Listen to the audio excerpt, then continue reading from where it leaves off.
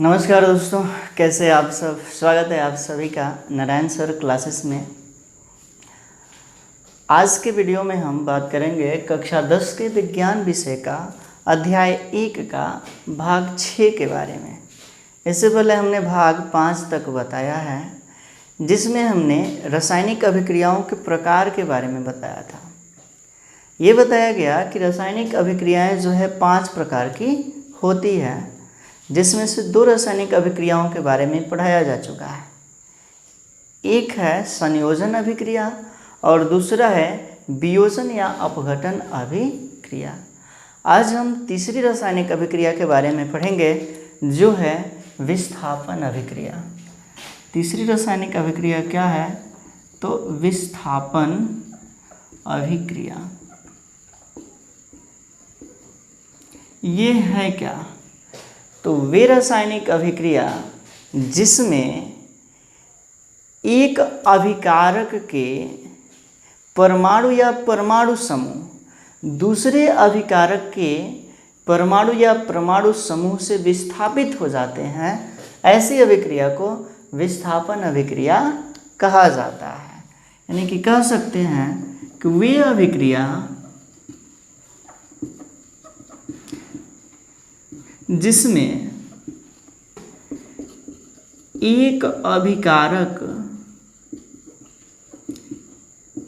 के परमाणु या परमाणु समूह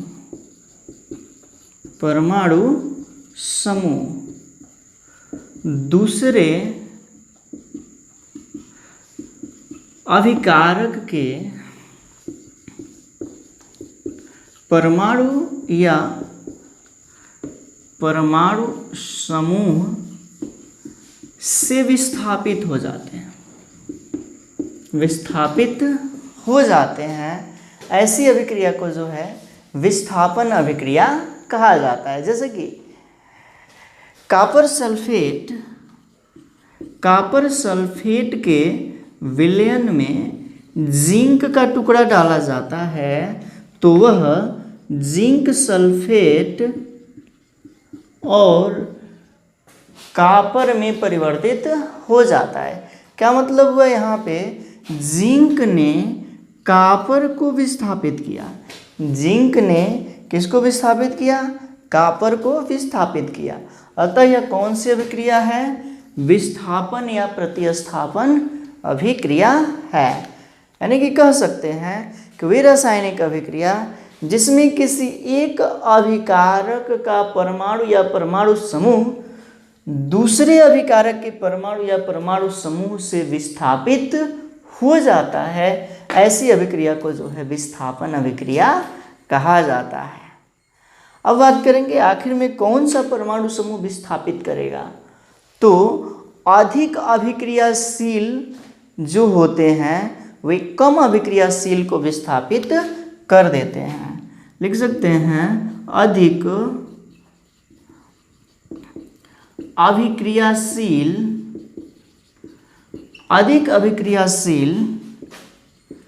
कम अभिक्रियाशील को विस्थापित कर देते हैं। यानी कि क्या मतलब? जिंक जो है यहाँ पे अधिक अभिक्रियाशील है, किससे? कॉपर से। अतः जिंक ने कॉपर को क्या किया? विस्थापित कर दिया। लेकिन कम अभिक्रियाशील अधिक अभिक्रियाशील को विस्थापित नहीं करता है। कम अभिक्रियाशील जो है अधिक को विस्थापित नहीं करता है। क्या मतलब? इसी को हम उल्टा करेंगे कि जिंक सल्फेट का विलयन है, उसमें कॉपर डाला जाएगा तो यह अभिक्रिया नहीं होगी। क्यों? क्योंकि कॉपर जो है जिंक से कम अभिक्रियाशील है। अब हम कैसे जानेंगे कि कौन सा पदार्थ अधिक अभिक्रियाशील है और कौन सा पदार्थ कम अभिक्रियाशील है? तो इसके लिए हमें जानना होगा अभिक्रियाशीलता श्रेणी। इसमें जो है हमने अभिक्रियाशीलता के क्रम में जो है कुछ पदार्थों को रखा है। यदि हम ऊपर से नीचे की ओर जाते हैं तो अभिक्रियाशीलता में कमी आती है, और यदि नीचे से ऊपर की ओर जाते हैं तो अभिक्रियाशीलता में क्या होती है, तो वृद्धि होती है। क्या मतलब कि ऊपर का जो पदार्थ होगा वो अधिक अभिक्रियाशील होगा, जैसे नीचे आएंगे पदार्थों की अभिक्रियाशीलता में कमी आएगी। जैसे कि पोटेशियम जो है सोडियम से अधिक अभिक्रियाशील है, सोडियम जो है कैल्शियम से अधिक अभिक्रियाशील है, लेकिन कैल्शियम सोडियम से कम अभिक्रियाशील है। उसी तरह से नीचे के जो पदार्थ हैं वो रखे गए हैं। इस श्रेणी से हम पता कर सकते हैं कि कौन सा पदार्थ अधिक अभिक्रियाशील है और कौन सा पदार्थ कम अभिक्रियाशील है। देख लेते हैं यहाँ पे कापर, कापर का स्थान यहाँ पे है और जिंक का स्थान यहाँ पे है, यानी कि जिंक कापर से ऊपर है। अतः ऊपर वाला जो परमाणु या समूह होगा वह नीचे वाले से अधिक अभिक्रियाशील होगा। यानी कि क्या हुआ यहाँ पे, जिंक कापर से अधिक अभिक्रियाशील है, इसीलिए जिंक ने कापर को क्या किया, विस्थापित कर दिया। और जिसमें कोई परमाणु या परमाणु समूह दूसरे को विस्थापित कर देता है वही क्रिया किसकी होती है, विस्थापन या प्रतिस्थापन की होती है। यहाँ पे कुछ और उदाहरण देखते हैं।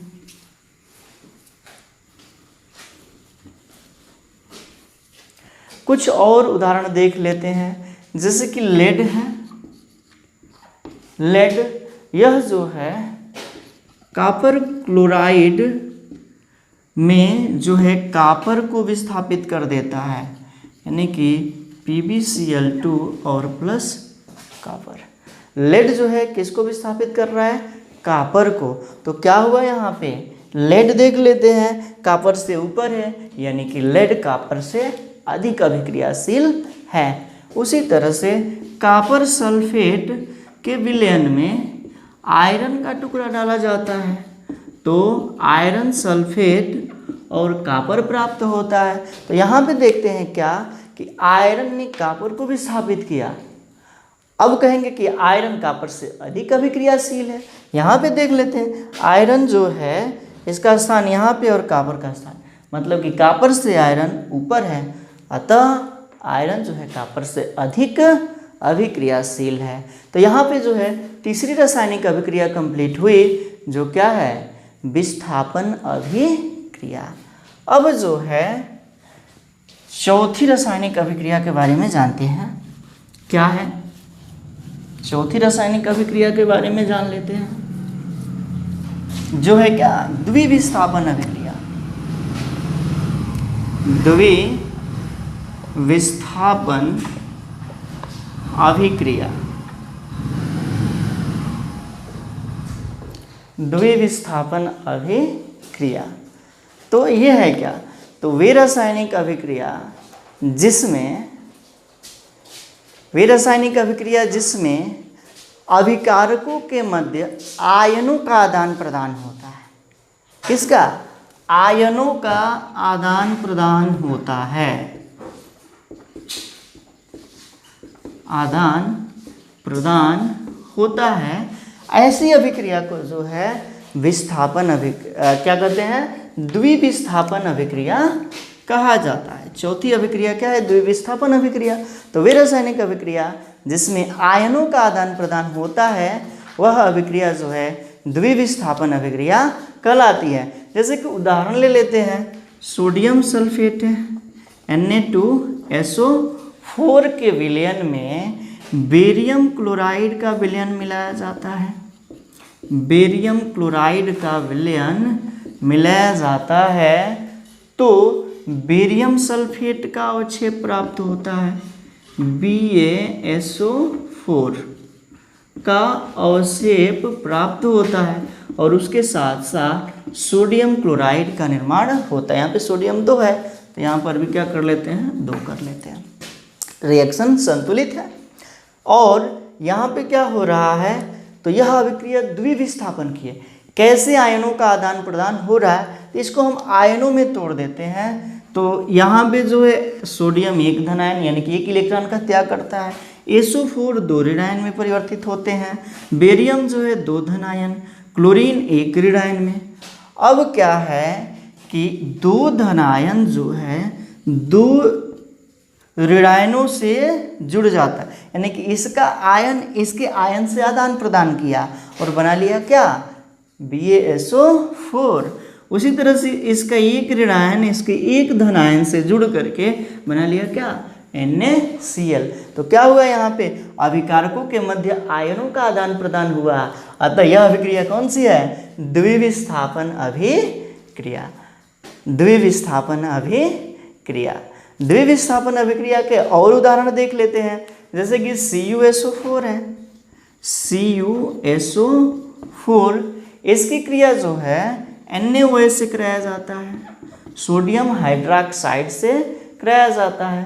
तो बनता है क्या, CuOH का होल ट्वाइस और उसके साथ साथ Na2SO4 का निर्माण होता है। यहाँ पे जो है बैलेंस कर लेते हैं क्या, तो सोडियम की संख्या यहाँ पे 2 है, यहाँ पे 1 है, तो यहाँ पे 2 का गुणा कर लेंगे। क्या है, अब यह रिएक्शन जो है संतुलित है। तो यहाँ पर भी क्या है, आयनों का आदान प्रदान हुआ है। अतः यह क्रिया कौन सी है, द्विविस्थापन की अभिक्रिया है। एक और अभिक्रिया देख लेते हैं क्या, तो पोटेशियम क्लोराइड है KCl, इसकी जो क्रिया है वह सिल्वर नाइट्रेट से कराया जाता है। सिल्वर नाइट्रेट से कराया जाता है। तो यहाँ पे क्या बनता है, सिल्वर क्लोराइड बनता है AgCl और इसके साथ साथ पोटेशियम नाइट्रेट का निर्माण होता है। तो यहाँ पे क्या है, ये भी रासायनिक अभिक्रिया जो है द्विविस्थापन अभिक्रिया, क्योंकि इसमें भी आयनों का आदान प्रदान हुआ है। इसको भी तोड़ेंगे तो ये एक धनायन एक ऋणायन, ये 2 धनायन और 2 ऋणायन। तो कहने का मतलब है कि यहाँ पे जो है ये भी अभिक्रिया क्या है, तो ये भी एक द्विविस्थापन अभिक्रिया है। और जान लेते हैं क्या, तो अवक्षेपण अभिक्रिया के बारे में। अवक्षेपण अभिक्रिया ये है क्या, तो वे रासायनिक अभिक्रिया जिसमें जल में अविलेय लवण प्राप्त होता है, यानी कि अवक्षेप प्राप्त होता है। जिस अभिक्रिया में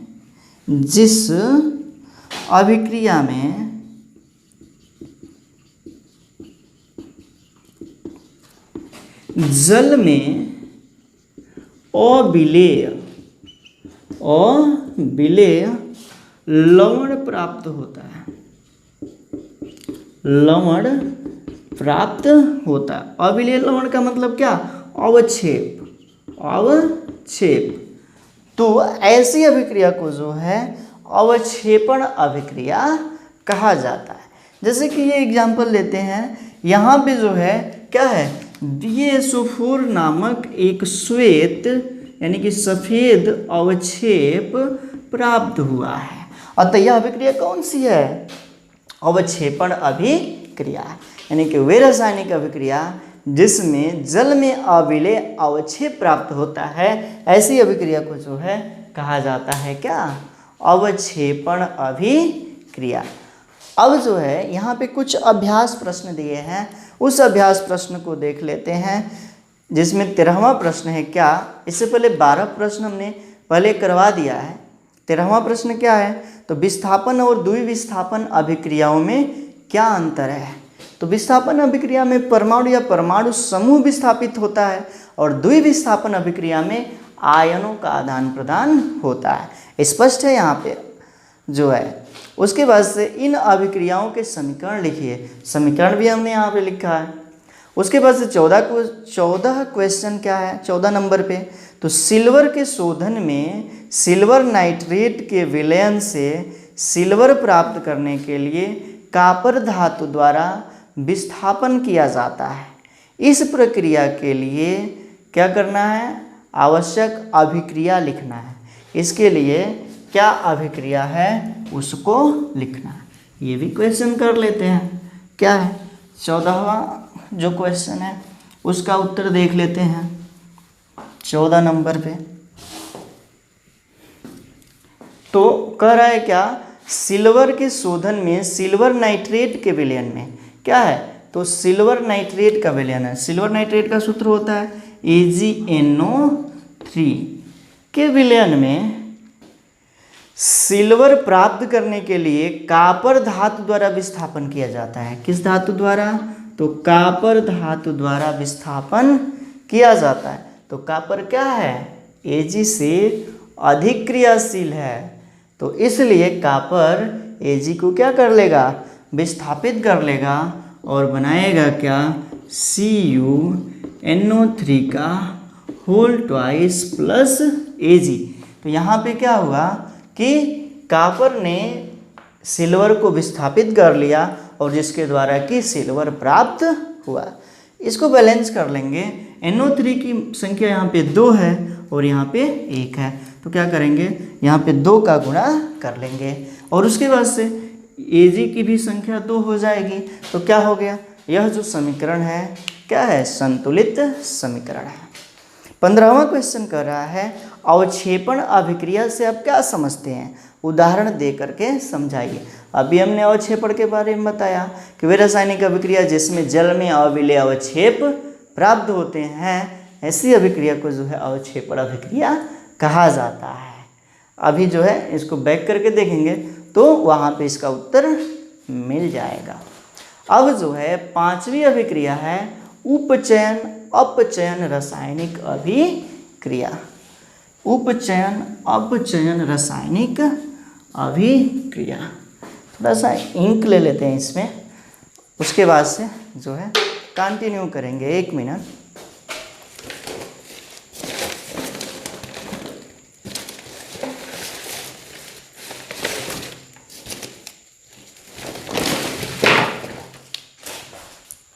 हाँ, तो क्या कर लेते हैं, अगला जो है देखते हैं क्या, उपचयन अपचयन अभिक्रिया। 5वां नंबर पे उपचयन एवं अपचयन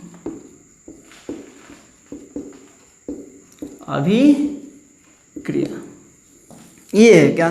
तो सबसे पहले उपचयन के बारे में जानते हैं। उपचयन, इसको इंग्लिश में कहते हैं ऑक्सीडेशन। ऑक्सीडेशन ये है क्या, तो वे रासायनिक अभिक्रिया जिसमें ऑक्सीजन का योग या हाइड्रोजन का ह्रास हो, मतलब कि ऑक्सीजन जुड़ता हो या हाइड्रोजन अलग होता हो, ऐसी अभिक्रिया को जो है उपचयन अभिक्रिया कहा जाता है। जिस अभिक्रिया में ऑक्सीजन का योग, ऑक्सीजन का योग अथवा हाइड्रोजन का ह्रास हो, ऐसी क्रिया को उपचयन क्रिया कहा जाता है। उदाहरण देख लेते हैं। उदाहरण, तो मैग्नीशियम को जलाया जाता है, यह क्रिया बताया गया है, तो मैग्नीशियम ऑक्साइड का निर्माण होता है। तो क्या है, यहाँ पे ऑक्सीजन मैग्नीशियम से जुड़ रहा है, अतः यह क्रिया कौन सी है, उपचयन की। उसी तरह से सल्फर की क्रिया ऑक्सीजन से कराने पर सल्फर डाइऑक्साइड का निर्माण होता है। तो यहाँ पे क्या है, सल्फर से ऑक्सीजन जुड़ रहा है, यानी कि यह क्रिया किसकी है, उपचयन की, यानी कि ऑक्सीडेशन की। उसी तरह से जान लेते हैं हाइड्रोजन सल्फाइड गैस है H2S और इसकी क्रिया ऑक्सीजन से कराया जाता है। हाइड्रोजन सल्फाइड की क्रिया ऑक्सीजन से कराया जाता है, तो यहाँ पे जल का निर्माण होता है और सल्फर भी बनता है। तो क्या है यहाँ पे 4 4, ठीक। तो यहाँ पे जो है H2S से हाइड्रोजन अलग हुआ है, S से हाइड्रोजन क्या हुआ, अलग हुआ है, यानी कि हाइड्रोजन का ह्रास हुआ। अतः यह अभिक्रिया किसकी है, उपचयन की। तो जिन रासायनिक अभिक्रियाओं में ऑक्सीजन का योग अथवा हाइड्रोजन का ह्रास हो, ऐसी क्रिया को उपचयन कहा जाता है। अब देखेंगे क्या अपचयन अभिक्रिया। अपचयन, अपचयन इसको कहेंगे क्या, रिडक्शन। रिडक्शन ये है क्या, तो वे रासायनिक अभिक्रिया जिसमें हाइड्रोजन का योग या ऑक्सीजन का ह्रास हो, ऐसी अभिक्रिया को अपचयन यानी कि रिडक्शन कहते हैं। यानी कि जिसमें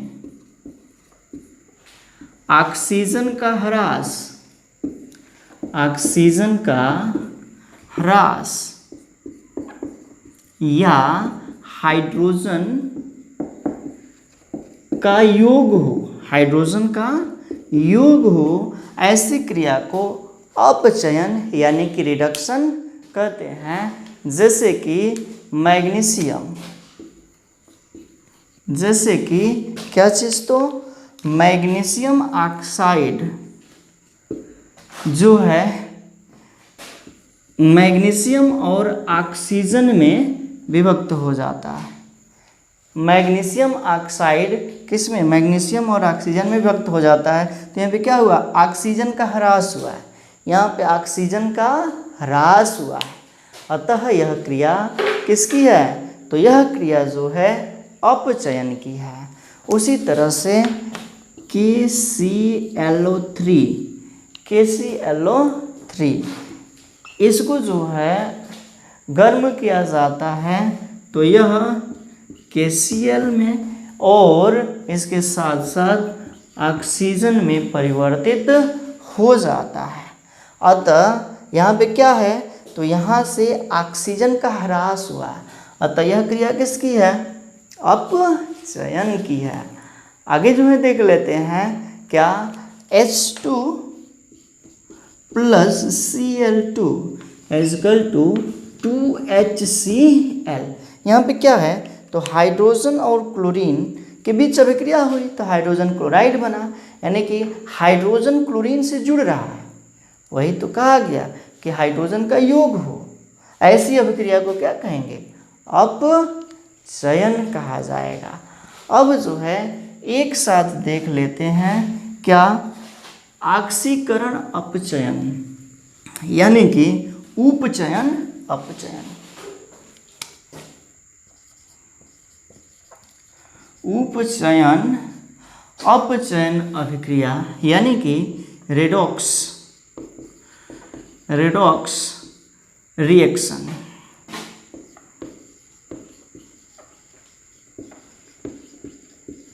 रेडॉक्स रिएक्शन ये है क्या, तो वे रासायनिक अभिक्रिया जिसमें उपचयन अपचयन दोनों क्रियाएं एक साथ हो, दोनों क्रियाएं एक साथ हो, ऐसी क्रिया को रेडॉक्स रिएक्शन यानी कि उपचयन अपचयन अभिक्रिया कहा जाता है।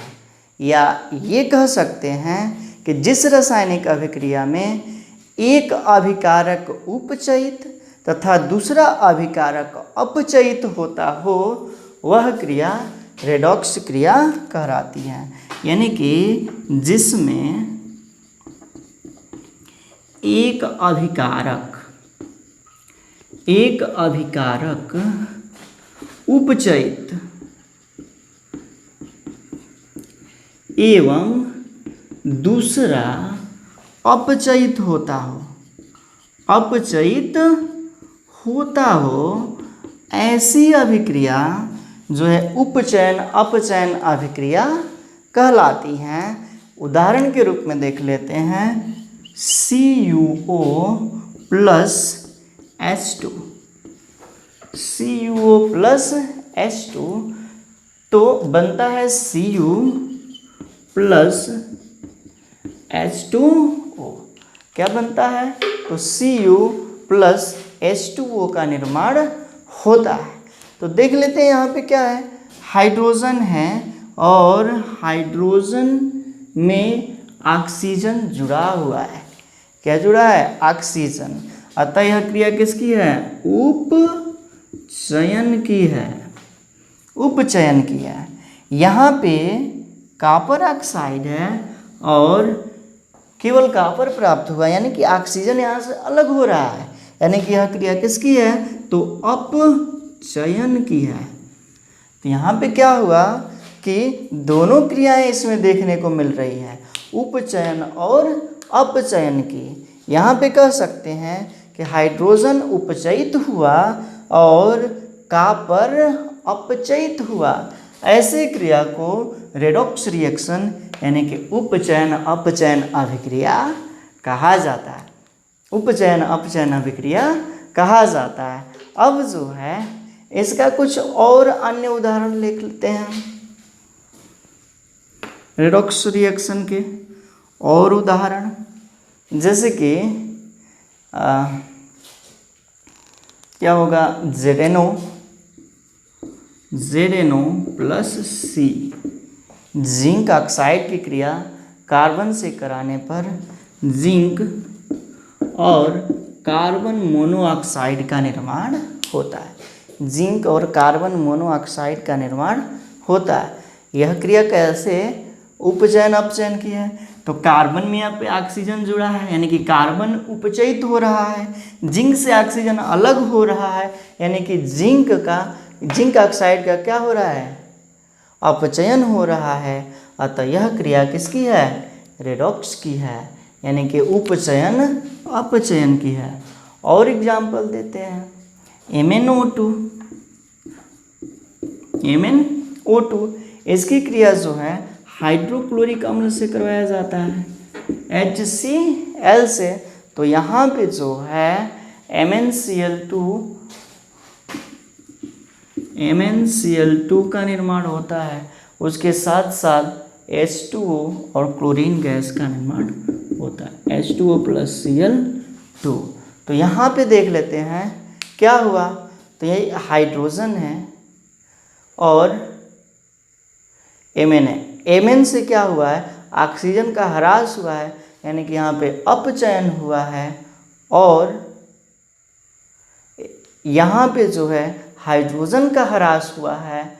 अतः यह जो है उपचयन की क्रिया है, यानी कि दोनों क्रियाएं एक साथ हो रही है, यानी कि यह क्या है? रेडॉक्स रिएक्शन है। कौन सी अभिक्रिया है? तो रेडॉक्स रिएक्शन है। अब यहाँ का एक और हेडिंग देखते हैं, जो है क्या? उत्प्रेरक। क्या? उत्प्रेरक।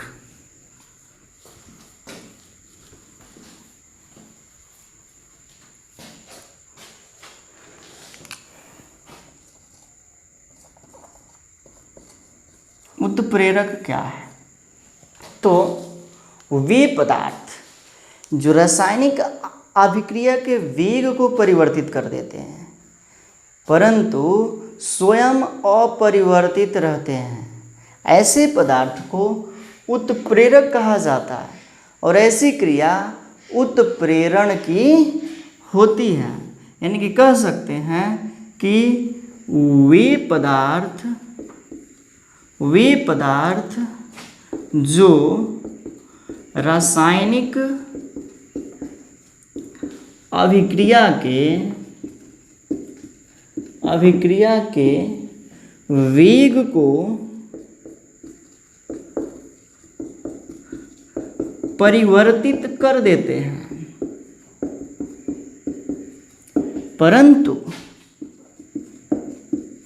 स्वयं अपरिवर्तित रहते हैं,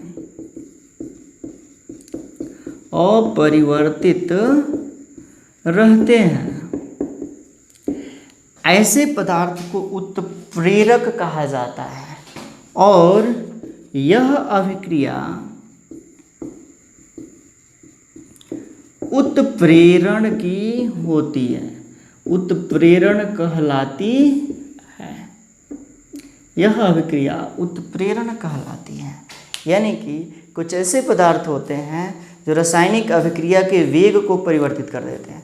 यानी कह सकते हैं कि बहुत सारी ऐसी क्रियाएं हैं जो बहुत ही धीमी गति से होती है, उसको फास्ट कराना हो, या कोई अभिक्रिया बहुत तेज होती है उसको धीमे कराना हो, तो क्या किया जाता है, उसके वेग को कम या अधिक करने के लिए उत्प्रेरक का प्रयोग किया जाता है। जैसे कि एक यहाँ पे रिएक्शन है KClO3 और इससे बनेगा क्या, तो KCl प्लस O2 और उसके साथ KCl प्लस O2। यहाँ पे रिएक्शन को संतुलित करेंगे, यहाँ पे 3 ऑक्सीजन है, यहाँ पे 2 ऑक्सीजन है, तो यहाँ पे 2 का गुणा करेंगे 4 ऑक्सीजन हो जाएगा। यहाँ पे ऑक्सीजन की संख्या जो है क्या है, तो 3 ही है, अतः यहाँ पे हमें 2 का गुणा करना पड़ेगा, ये 6 हो गया तो ये भी 6 हो गया, 2 पोटेशियम 2 पोटेशियम। यह जो है क्या हो गया, संतुलित समीकरण। यह क्रिया ऐसे रख दिया जाए तो बहुत धीरे होती है, बहुत ही धीमे होती है, यानी कि कई वर्ष कई माह लग जाते हैं इसको टूटने में, KCl और O2 को। इसलिए जो है इसको फास्ट करने के लिए यहाँ पर एक उत्प्रेरक रखा जाता है, क्या, MnO2। मैग्नीज ऑक्साइड की उपस्थिति में जब इसे गर्म किया जाता है तो क्या होता है, यह बहुत ही जल्दी KCl और O2 में टूट जाता है।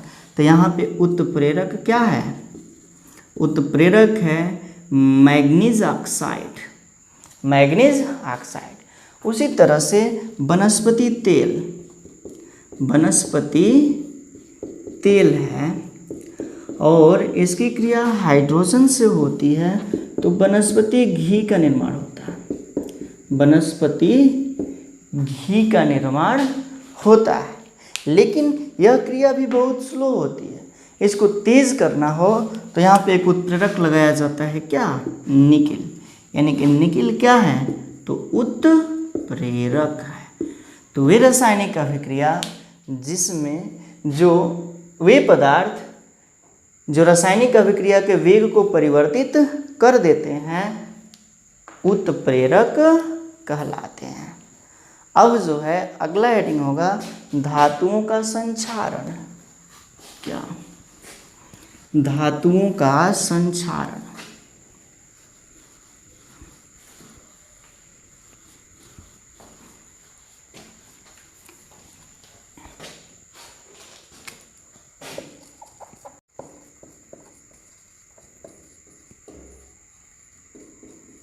धातुओं का संक्षारण तो वह अभिक्रिया जिसमें वायु की नमी तथा ऑक्सीजन के प्रभाव से धातुओं का क्षय या ह्रास होता हो। वायु की नमी तथा ऑक्सीजन के प्रभाव से धातुओं का ह्रास होता हो, ऐसी क्रिया को धातुओं का संक्षारण कहा जाता है।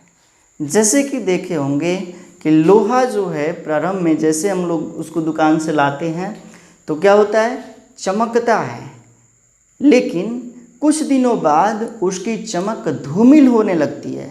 ऐसा क्यों, क्या हो रहा है वहाँ पे, तो उसका संक्षारण हो रहा है। यानी कि लोहे पर जंग लगना किसका देन है, संक्षारण का। जैसे कि लोहे के पुल बने हो, पुराने पुराने पुल को हम देखते हैं तो उसमें लोहे के बीच बीच में छिद्र दिखाई देने लगते हैं। वह किस कारण होता है, तो संक्षारण के ही कारण होता है। यानी कि उसमें जंग लग गया और धीरे धीरे वहाँ से उस धातु का ह्रास होने लगा, यानी कि उसका क्षय होने लगा, और जिससे कि वह वस्तु कमज़ोर हो गई। या पुल में, हम लोहे के पुल में हम लोग क्या देखते हैं, छिद्र देखते हैं। तो वह संक्षारण की ही देन है। उसी प्रकार से तांबे पर हरी परत बनना, लोहे में जंग का लगना, जंग लगना।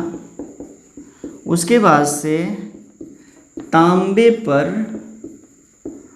हरी परत चढ़ना किसका देन है? तो संक्षारण का ही देन है, या कह सकते हैं चांदी का काला होना। चांदी का काला होना ये भी किसका देन है? संक्षारण का देन है। इसको कैसे रोक सकते हैं हम लोग? तो जो धातु की वस्तुएं बनी होती हैं उसको पेंट करके या दूसरे धातु की परत चढ़ा करके उसको जो है संक्षारण से रोका जा सकता है। अगला जो हेडिंग आएगा इसमें विकृत गंधिता। क्या? तो विक्री गंधिता।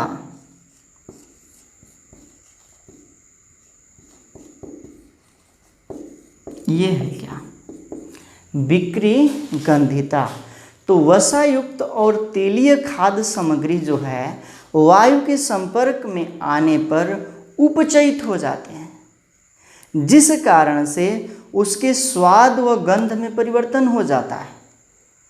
वसायुक्त या तेलीय खाद्य पदार्थ वायु के संपर्क में आते हैं तो क्या होते हैं? उपचयित हो जाते हैं, जिस कारण से उसके स्वाद व गंध परिवर्तित हो जाता है और वे खराब हो जाती हैं।